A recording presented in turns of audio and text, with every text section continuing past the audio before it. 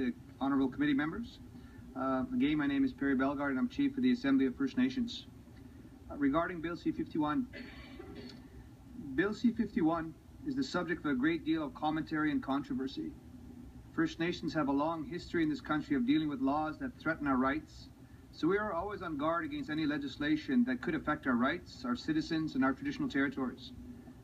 The key issues at stake in Bill C51 are the state's power to place individuals or groups under surveillance, to monitor their everyday activities, to create criminal offenses that affect our ability to exercise our legally recognized rights, and the overall relationship of state power to fundamental human and Indigenous rights.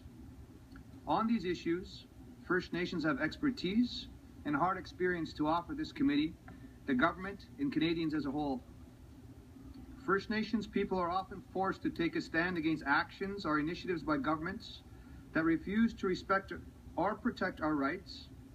These activities are often deemed protests, when in fact we are only calling on Canada to obey its own laws, which include the recognition and affirmation of inherent and Aboriginal rights and treaties in Canada's own Constitution. At the core of this discussion for First Nations is the unfinished business of balancing federal and provincial laws and authorities with the inherent jurisdiction and sovereignty of First Nations. At its core, this discussion is about reconciliation. Reconciling Canada's claims to sovereignty with our pre-existing rights, title and jurisdiction, and Canada's ongoing treaty obligations. We need to finish that work. It's the way forward, but until we do, First Nations as individuals and as nations will assert our fundamental civil and political rights. We've had to do this many times in the past in the face of a history of imposed, oppressive laws. Laws that we are always told are good for us and good for Canada, but in fact they were outright attacks on our identity and our rights.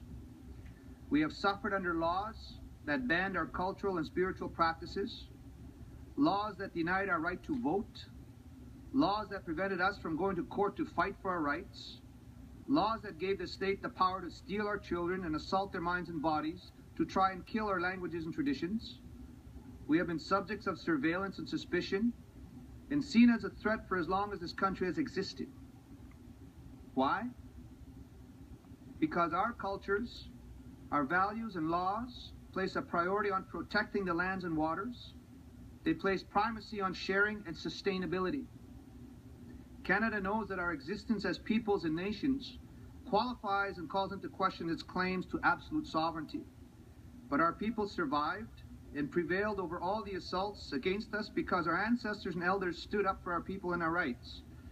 And this generation is not going to forsake our ability to protect our lands and territories and rights that have ensured our survival. We will continue to assert our inherent sovereignty and sacred responsibility to protect the land and the waters. We have the right to be decision makers in any activities that affect our lands and territories. Our laws and legal traditions embrace a balanced view of security, development, environmental protection, and fundamental rights. We have deep and strongly held traditions that respect individual autonomy, freedom of speech, and how to balance these for the collective good. Canada can learn from this. That is the history and perspective we bring to this bill.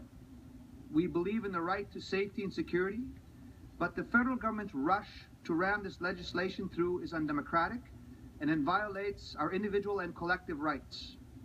We have many concerns with this legislation. First, the proposed Security of Canada Information Sharing Act sets out an overly broad definition of activity that undermines the security of Canada. We see this as a euphemism for an excuse to spy on First Nations when they exercise their collective and individual rights.